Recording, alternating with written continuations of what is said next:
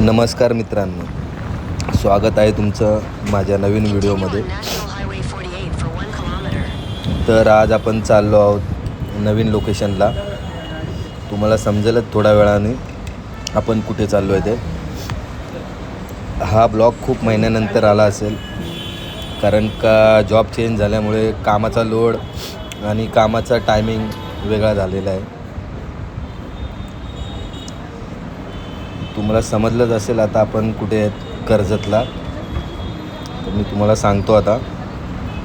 आपण श्री स्वामी समर्थ मठ, परसजाळी, कर्जत.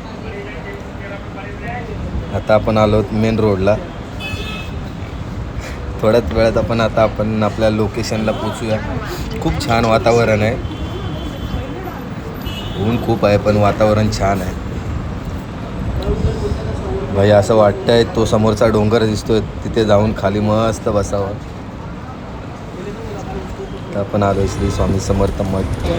आपण आता इथून आतमध्ये चाललो आहोत देवळाच्या साईडला आणि पोचताच गौमाताचं दर्शन झालेलं आहे. मस्त वातावरण आहे आणि हे गाव पण खूप छान आहे. आणि मंदिराच्या आवारात हातपाय धुण्याची पण सोय आहे. हातपाय धुवूनच आतमध्ये जायचं.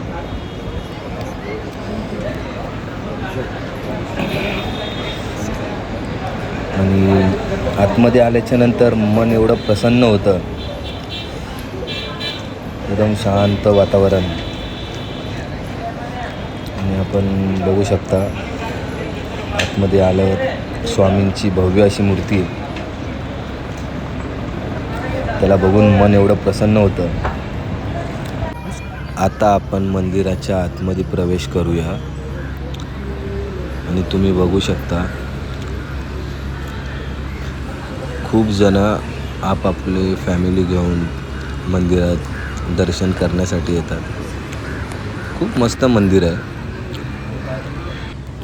दर्शनाच्या रांगेत मोठी अशी स्वामींची फ्रेम आहे आणि हे स्वामींचे सेवक आहेत. आता आपण आलो आहे स्वामींच्या चरणी आणि ह्या जागेला प्रति अक्कलकोटसुद्धा म्हणतात. असे मानले जाते की या ठिकाणी श्री स्वामी समर्थ महाराजांचे 22 दिवस वास्तव्य होते आणि ह्याच कारणामुळे हा मठाचा बांधकाम 22 दिवसात पूर्ण झाला. स्वामींच्या मूर्त्या आहेत तिथे तुम्ही बघू शकता. आणि हे आहे स्वामींचं आराम कक्ष. इथे स्वामी विश्रांती घेतात आणि इथे छानशी स्वामींची एक मूर्ती आहे छोटी. आणि गाभाऱ्याच्या खालीच एक ध्यान कक्ष आहे. तिथे सगळे भक्त ध्यान करायला बसतात. इथे आतमध्ये व्हिडिओ शूट करायला नाही भेटत कारण की खूप काळोख आहे. इथे आल्याच्या नंतर मन खूप प्रसन्न झालं. असं वाटलं की मी खरंच अक्कलकोटलाच आलो आहे. मी अशा वेळी आलो होतो दुपारची आरती चालू होणार होती आणि त्या आरतीचा लाभ मला भेटला. खरंच नशीबवान होतो मी. स्वामींची आरती भेटली. इथे महाप्रसादाची रांग लागते आणि इथे होमसुद्धा होतो.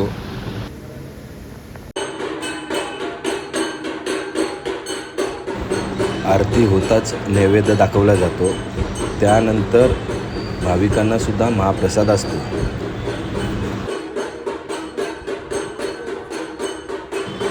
तुम्हीसुद्धा तुमच्या फॅमिलीला इकडे घेऊन या. खूप छान वाटतं इकडे येऊन.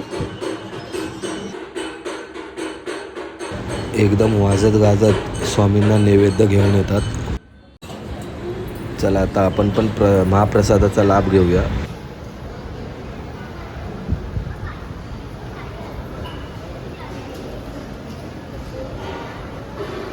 इथे एक चांगली सवय आहे. जेवण झाल्याच्या नंतर स्वतःचा ताट आणि स्वतःचा ग्लास हे स्वतः धुवायचं असतो. मग घरी कधी स्वतःचं ताट न घासणारा मी आज इथे ताट ग्लास धुवून ठेवतो. कारण की ही मंदिरामध्ये छान गोष्ट आणि प्रथा आहे. देवळाच्या मागच्या साईडला हुबेहूब वडाचं झाड बनवलेलं आहे आणि त्या वडाच्या झाडामध्ये शंकर महाराजांची मूर्ती आहे. आणि थोडंसंच आपण मागे गेलो तर तुळजाभवानी आईची मूर्ती आहे. हे बघून खूप छान वाटतं. ब्लॉग इथेच थांबूया आणि भेटूया आपण पुढच्या व्हिडिओमध्ये. आवडलं तर लाईक करा, शेअर करा आणि सबस्क्राईब करा.